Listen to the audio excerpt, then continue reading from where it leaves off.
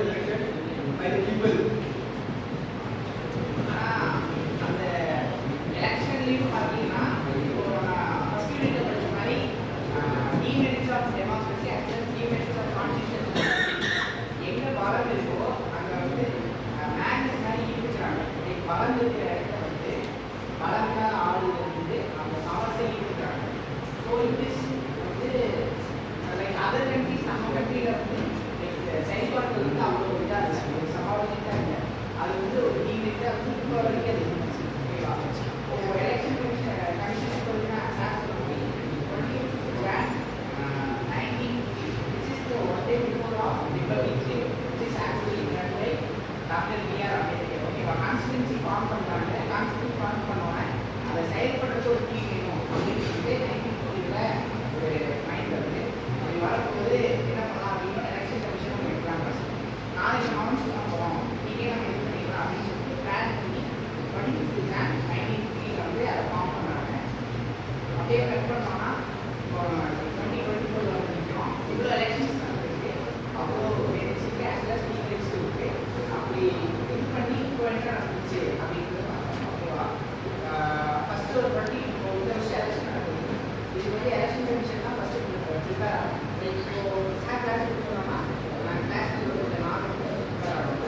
அந்த மாதிரி இந்த டெமோ எலெக்ஷன் நடக்குதுன்னா 2024 நடக்கக்கூடிய எலெக்ஷனுக்கு 2022 வந்து ஃபவுண்டேஷன் போகிறாங்க. Election Commission requires a particular offices throughout the state as well as throughout the country for their post-office. அதாவது ஒரு பூத்தாக போய் கேட்க இந்த ஆளுங்க வரணும். அவங்க நீங்கள் எலெக்ஷன் பூத் மெம்பர்ஸ் பார்த்தீங்கன்னா பல காடுகள் மாநிலங்களுக்காக போய் இது பண்ணுறாங்க. இப்படின்னா ஈஸ்டர்ன் கண்ட்ரி ஈஸ்டர்ன் ஸ்டேட்ஸ்லேயே பார்த்தீங்கன்னா அவ்வளோ கஷ்டமான சூழ்நிலை. ஸோ அது எப்படி பண்ணுறாங்கன்னா எப்படி செயல்படுதுன்னா அவங்களே வந்து ப்ராப்பராக எலெக்ஷன் கமிஷன்லேயே மேட் பவர் கம்மியாக இருக்கிற பட்சத்தில் கவர்மெண்ட் ஆஃபீஸர்ஸ் வந்து அந்த இதுக்குள்ள இருக்கிறாங்க. ஓகே, அது நீ சொல்லு. இப்போ நீ மாதத்துலேயே பெஸ்ட் எலெக்ஷன் சொல்லு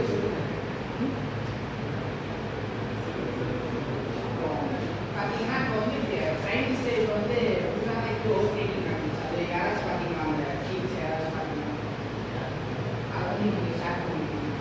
முன்னாடி வந்து பிரைம் மினிஸ்டர் அதை பற்றி நீங்கள் ஷேர் பண்ணிக்கணும்.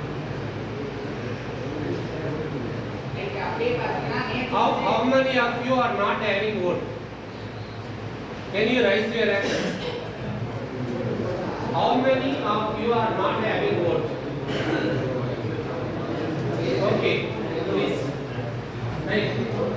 Next year, I think all of you must have the voter ID for next assembly election. Everybody should vote and favor who you are willing to. It depends on you and select a good person who can serve for the state.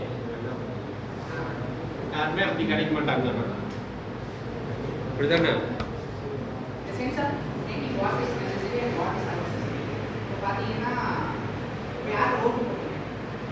ஓட்டு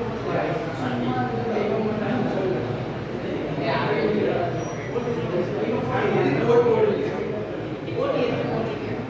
பிரைமரியான இது மாற்றா ஓட்டு காசு எதுக்கு ஓட்டு போடுறோம்? அது ஓட்டு போடுறோம் ஏதாச்சும் நல்லது பண்ணுவாங்க.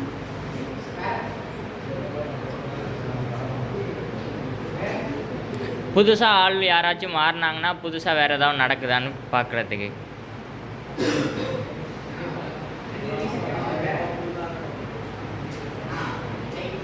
அவங்களுக்கு ஒரு டீ வாங்கிட்டு நம்ம ஓட்டை வந்து அவங்களுக்கு செல் பண்ணி அது ஒரு இப்போ பார்த்தீங்கன்னா according to one test in their society have not sell their responsibility. ஓகேவா? இப்போ நீங்கள் வந்து ஓட்டை விற்கிறது வந்து உங்களோட இதை உரிமையை விட்டு கொடுக்குறது. ஓகேவா? அது ஒரு ஏரியா பார்க்க முடியும். நீங்கள் ஒவ்வொரு ஓட்டை விற்கிறதுக்கு பதிலாக நீங்கள் வந்து உங்களோட ஒவ்வொரு லைக் உங்களோட செல்ஃப் ரெஸ்பெக்ட் இந்த ஓட்டெல்லாம் விற்கிறீங்கிறதாப்பா ஓட்டு வீட்டெல்லாம் மாற்றிட்டு கான்கிரீட்டாக மாற்றிட்டாங்க. கரெக்ட் தானே?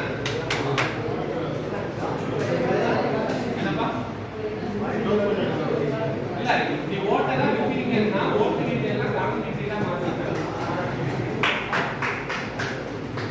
ஓகே 2020 வந்து லைக் புக்ஸ்ல போய் சொல்லுவாங்க.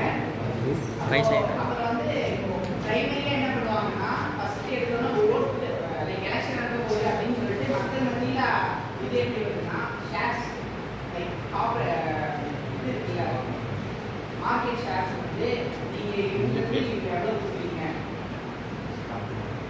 You can conclude. இதுல உங்க கம்பெனில இருந்து எலெக்ஷன் கமிஷன் அதாவது பர்டிகுலர் பார்ட்டிக்கு எவ்வளவு இது பண்றீங்க அப்படிங்கிற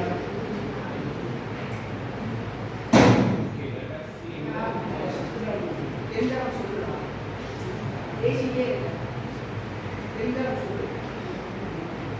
அப்புறம் வந்து மார்க்கெட்ல வந்துட்டு உங்க கம்பெனிக்கு வந்து எவ்வளவு பர்டிகுலரான ஷேர்ஸ் வந்து கொடுக்குறீங்க எலெக்ஷன் கமிஷனுக்கு அதர்வைஸ் நம்ம பர்டிகுலர் பார்ட்டிக்கு எவ்வளவு கொடுக்குறீங்க அப்படின்னு சொல்லிட்டு ஒரு இது இருப்பாங்க.